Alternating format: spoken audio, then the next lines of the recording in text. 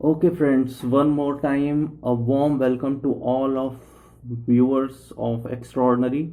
तो दोस्तों अभी हमने EVS 2019, 18, 17 पेपर को डिस्कस कर लिया and now we are going to discuss paper UPPCS prelims paper and specially the EVS section पर्यावरण वाला जो सेक्शन है उसके 2016-15 का री एग्ज़ाम जो स्पेशल पेपर हुआ था वो 15 का पेपर और 14 का paper and in this way EVS हमारी कंप्लीटली सॉल्व हो जाएगी। तो आपसे बस यही रिक्वेस्ट रहेगा कि ईवीएस को कॉन्टीन्यूसली आप जो ये क्वेश्चंस दिए वो इनको रिवाइज करिए। आप खुद ही देखेंगे कि बहुत सारे क्वेश्चन बार बार रिपीट हो रहे हैं और 20-22 क्वेश्चन होते हैं।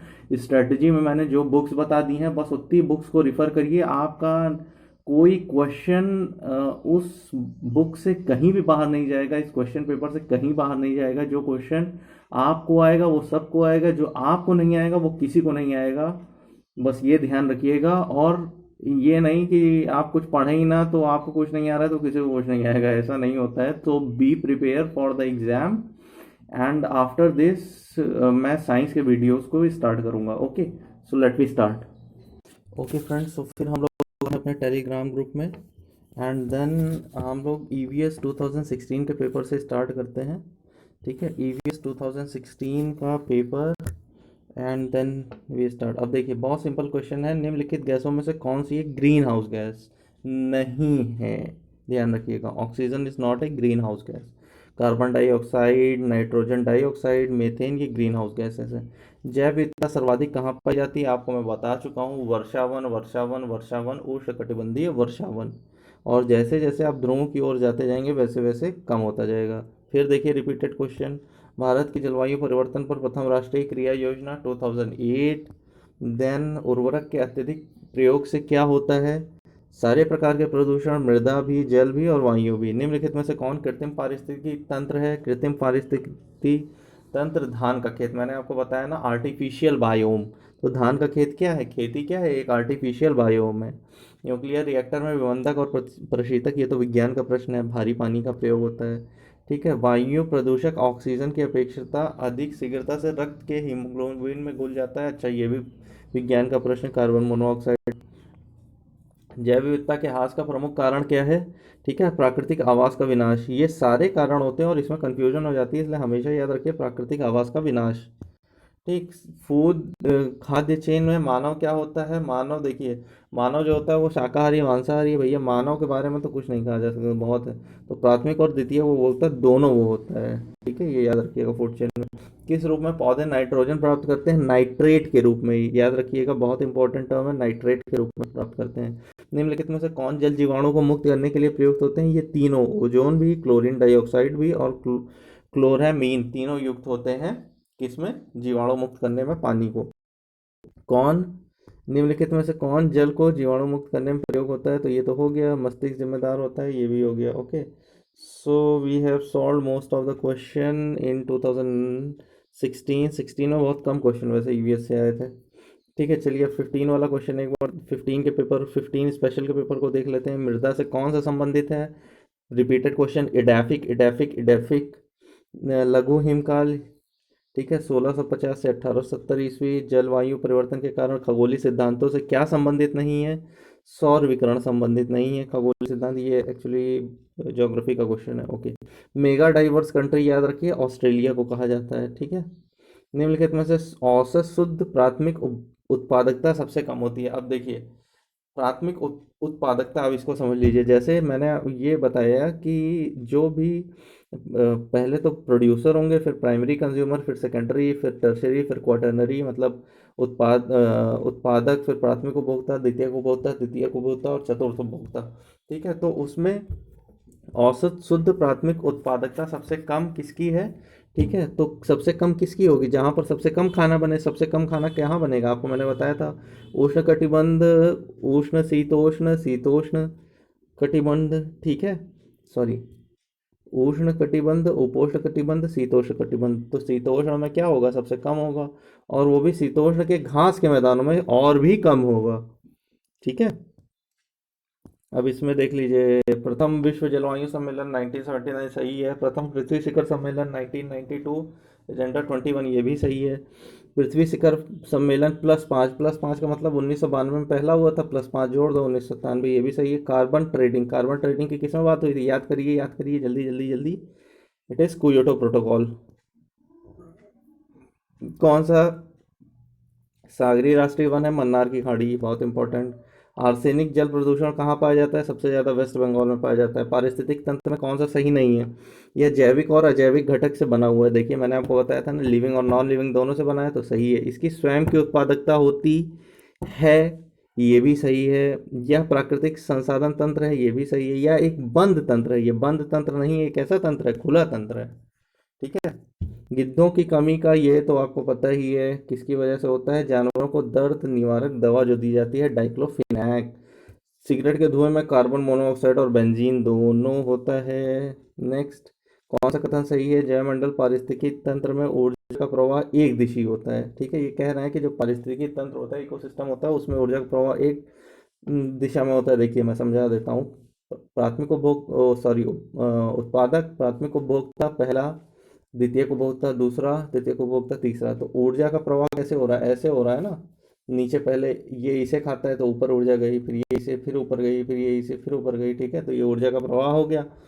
जैवमंडलीय पारिस्थितिक तंत्र में ऊर्जा प्रवाह चक्रीय होता है, तो जब एक दिशी हो गया तो चक्रीय होने की कोई संभावना ही नहीं है। क्वेश्चन क्या कह रहा है? कौन सा सही है? तो पहला तो सही हो गया। ठीक है। प्राकृतिक पारिस्थितिक तंत्र में बढ़ते पोषण स्तर के साथ ऊर्जा का सापेक्षिक क्षय घटता जाता है, तो क्षय तो घटता ही नहीं।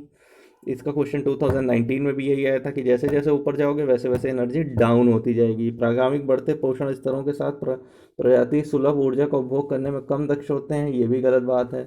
अच्छा ये बताइए, इसका मतलब ये कह रहा है कि जैसे जैसे ऊपर जाओगे तो लोग खाना पचाने में कम सक्षम होते हैं। अच्छा, हम लोग खाना पचाने में कम सक्षम है? आप खुद ही बताइए। बिल्कुल नहीं है, कुछ भी पचा सकते हैं। निम्नलिखित में से कौन प्रवाह निरंजन में सर्वाधिक महत्वपूर्ण कारक है? सर्वाधिक महत्वपूर्ण क्या है? Global warming. प्रवाल विरंजन यानी कोरल में जो प्रॉब्लम होती है, कोरल में जो प्रॉब्लम होती है वहाँ। ठीक। निम्नलिखित में से कौन भारत में जैविक विविध हॉटस्पॉट के रूप में पहचाना जाता है? किसे हॉटस्पॉट के रूप में पहचाना जाता है? वेस्टर्न घाट, ये याद रखिएगा। ईस्टर्न हिमालय एंड वेस्टर्न घाट, ये दोनों हॉटस्पॉट है। हॉटस्पॉट मतलब बहुत ज़्यादा यहाँ बायोडाइवर्सिटी है और बहुत ज़्यादा प्रॉब्लम भी है। एक पारिस्थितिक तंत्र की जैव विविधता को बढ़ोतरी के लिए उत्तरदायी क्या नहीं है? बताइए क्या उत्तरदायी नहीं है? ठीक है, मध्य व्यवधान। अगर आप व्यवधान करेंगे तो जैव विविधता कभी भी बढ़ नहीं पाएगी। So in this way this paper has also been solve. अब हम लोग 2015 के पेपर में आते हैं क्विकली और इसको सॉल्व करते हैं। निम्नलिखित में कौन सा सही सम्मिलित है? ठीक है, तो पर्वत सर्वाधिक स्थायी पारिस्थितिक तंत्र। सर्वाधिक स्थायी पर्वत नहीं होता है, सर्वाधिक स्थायी कौन है? समुद्र, सागर, सागर। ओके, सो पहला हमारा हो गया गलत। अच्छा, कौन सा सुमेलित है? तो पहला गलत हो गया, पहला गलत हो गया। दूसरा अजैविक अवयव, जीवाणु तो जैविक हैं, तो ये भी गलत। हरे पौधे पारिस्थितिक तंत्र, ये सही है। वर्षा ग्लोबल, वर्षा से थोड़ी ना ग्लोबल वार्मिंग होती है, हीट से होती है ना, ट्रैप हीट। तो खनिज हमारा क्या हो गया? खनिज जो समाप्त होने योग्य है। सौर ऊर्जा क्या है? समाप्त होने योग्य नहीं है, तो A3B4। A3B4 बायोगैस क्या है? मीथेन और कार्बन डाइऑक्साइड। और वन आरोपण क्या है? वर्षा। ठीक है। अगला क्या है? निम्नलिखित में से कौन शक्ति तथा खाद दोनों दे सकता है? शक्ति और खाद, बायोगैस संयंत्र। ठीक। जैव विविधता कम होने का मुख्य कारण देखिए, फिर रिपीटेड ये चीज़ है। क्या था? आवासीय विनाश। ठीक, ये नहीं आवासीय विनाश। और सबसे बड़ा वनस्पतिक उद्यान विश्व का जो है वो है क्यू, इंग्लैंड में। ठीक। 2018 रिपोर्ट के अनुसार जलवायु परिवर्तन के कारण होने वाली बीमारियों की संख्या छोड़ दीजिए। निम्नलिखित में से कौन बायोडीजल की फसल है? जेट्रोफा। चिपको आंदोलन किस वजह से था? यह सब आपको पता होगा, पादप संरक्षण के लिए था। वन जीव सुरक्षा अधिनियम पारित हुआ था 1972। ओजोन दिवस 16 सितंबर। ठीक है। दिस ये क्वेश्चन मेरे इंटरव्यू में पूछा गया था, थीम पूछी गई थी उसकी यार। पहले 16 पूछा, फिर कह रहा 15 क्या होता है, फिर 14, फिर 17। Oh my God. निम्नलिखित में जैव विविधता की दृष्टि से संतृप्त क्षेत्र कौन सा है? पूर्व पश्चिमी घाट, सॉरी पूर्वी हिमालय, पश्चिमी घाट। रिपीटेड जैव विविधता का सबसे महत्वपूर्ण पहलू क्या है? इकोसिस्टम। ठीक है। प्रदूषण संकेतक पौधा, फिर रिपीटेड लाइकेन। कौन सा पर्यावरण संरक्षण के लिए आवश्यक है? सौर सेल। 1 2 को मैच कराओ। दचिंगम, दचिंगम आपको पता है जम्मू कश्मीर। पापी कोंडा जितने कोंडा हैं वो सारे Andhra Pradesh. A2B1। A2B1 solve B. और देख लीजिए, बांदीपुर कर्नाटक हो गया सर, इसका राजस्थान हो गया। पर्यावरण ग्रीन हाउस में वृद्धि क्यों होती है? ठीक है, कार्बन डाइऑक्साइड के कारण। ओके, सो इस तरीके से ये पेपर हो गया। और लास्ट अब पेपर ये हम लोग स्टार्ट करते हैं 2014 का। एंड 2014 में ये तो वही रिपीट हो गया, डचिंगम। डचिंगम हो गया जम्मू कश्मीर, केवला देव घाना, कान्हा मध्य प्रदेश, केवला राजस्थान, पेरियार केरल। ठीक है, इसको मैच करा लीजिएगा नीचे ये। हरा सूचकांक यूएनईपी से संबंधित है, भारत सरकार द्वारा। एबीसी सूचकांक का संबंध किस चीज़ से है? एबीसी सूचकांक का संबंध किस चीज़ से है? एबीसी जो सूचकांक आपका है, इसका संबंध आपका है, एक सेकंड में आपको बताता हूँ। एबीसी सूचकांक का संबंध किस चीज़ से है? ये स्वास्थ्य से है, एबीसी सूचकांक का संबंध। ठीक है, ये बार बार रिपीट। एजेंडा 21 ये थोड़ा सा रॉन्ग है एक्चुअली। एजेंडा 21 ये था कि 2021 तक हमको कुछ सस्टेनेबल टारगेट्स प्राप्त करने हैं, तो उसी को एजेंडा 21 कहा गया। ठीक है, तो ये 4, 6, 5, 7 नहीं है उसमें है। ठीक, बखीरा, बखीरा उन्नाव में नहीं है, खीरा, खीरा। ठीक है, ये कहाँ पर है? संत कबीर नगर। ओके, बाकी ये तीनों सही मैच है। कौन विलुप्त प्राय नहीं है? देखिए, अब ये देखिए, ये बहुत लॉजिकल क्वेश्चन होता है। देखिए, मरुस्थलीय बिल्ली विलुप्त प्राय। आपको ऐसा लगता है कि मरुस्थलीय बिल्ली, बिल्ली विलुप्त प्राय? बिल्ली तो हमेशा दिखती ही रहती है, तो हो ही नहीं सकता। तो ऑप्शन बी सही है। निम्नलिखित में से किस प्रजाति के विलोपन के लिए उत्तरदायी नहीं है? ठीक है, व्यापक निच कर्मता, यानी अगर बहुत बड़े क्षेत्र में रहती है तो बहुत ठीक है। बड़े आकार वाला शरीर, ये भी ठीक है। संग, अगर बहुत छोटा क्षेत्र होगा तो वहाँ पर विलोपन होने की संभावना सबसे ज़्यादा होगी। ठीक है, किस प्रजाति के विलोपन के लिए उत्तरदायी नहीं है? कौन सी एक किसी प्रजाति के विलोपन के लिए उत्तरदायी नहीं है? ठीक है, अच्छा, ये भिन्नता उत्तरदायी है, संकुचित निज कर्मता उत्तरदायी है, बड़े आकार शरीर उत्तरदायी है, व्यापक निज कर्मता उत्तरदायी नहीं है। यानी बहुत बड़े क्षेत्र में होगा तो वो उसके विलोपन के लिए उत्तरदायी नहीं है। बाकी सारी चीज़ें होंगी तो उत्तरदायी हो जाएंगी विलोपन के लिए। बायोटेक्नोलॉजिक पार्क लखनऊ में है। पर्यावरण संरक्षण अधिनियम 1986। भारत जैव विविधता की दृष्टि से धनी है। पश्चिमी घाट पर्यावरण के बनाने के लिए कितना वन चाहिए? 33%। वायुदाब सबसे कम कब होता है? ग्रीष्म ऋतु में। भारत में कितने सस्त्र जलवायु क्षेत्र हैं? ठीक है, ये क्लाइमेटिक जोन्स हैं। यूपी में 7, ओजोन 16, ग्रीन मफलर, ध्वनि प्रदूषण। देखिए, ग्रीन मफलर क्या है एक बता देता हूँ। जैसे मान लीजिए ये शहर है, तो अगर हम यहाँ चारों ओर 1, 2, 3, 4, 5 लेयर में अगर हम यहाँ पर नीम लगा दें या यहाँ पर वो लगा दें जो अशोक होता है, अशोक का पेड़, तो इससे क्या होगा? नॉइज़ पोल्यूशन यहाँ पर बहुत ही कम हो जाएगा। इसलिए बड़े बड़े इंस्टीट्यूट में देखिए बहुत अशोक के पेड़ होते हैं और नीम के। निम्नलिखित में कौन सा एक विश्व का विशालतम पारिस्थितिक तंत्र है? समुद्र। मीथेन गैस कहाँ से निकलती है? धान का खेत। नीरी कहाँ पर है? नागपुर में है। ओजोन बायोस्फीयर को बचाती है किससे? Sorry sorry sorry, infrared, ultraviolet, UV red से बनाती है भैया, यूवी से। ठीक है, अल्ट्रावायलेट। और जैव विघटित प्रदूषक क्या है? वाहित मल, ये सब तो वो मेटल्स हैं। पहला राष्ट्रीय उद्यान कौन सा है? कॉर्बेट। कितनी बार बताऊँ? निम्नलिखित में से एक द्वितीय प्रदूषक है? स्मोक, बता ही चुका हूँ, स्मोक प्लस फॉग 2019 के पेपर में।